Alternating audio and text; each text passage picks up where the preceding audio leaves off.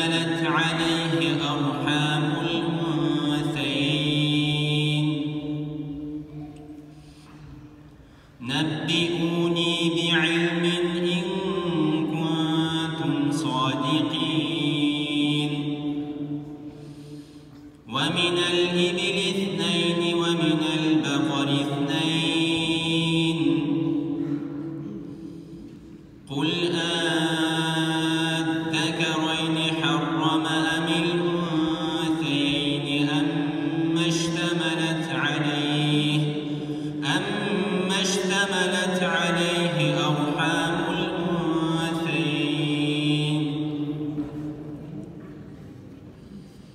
أم كنتم شهداء إذ وصاكم الله بهذا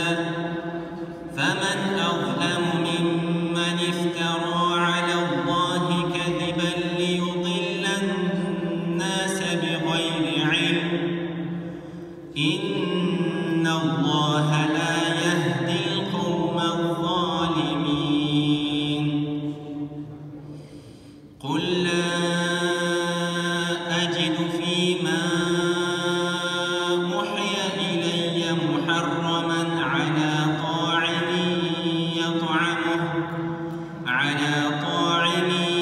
يطعمه إلا أن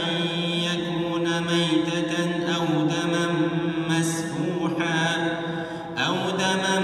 مسفوحا أو لحم خنزير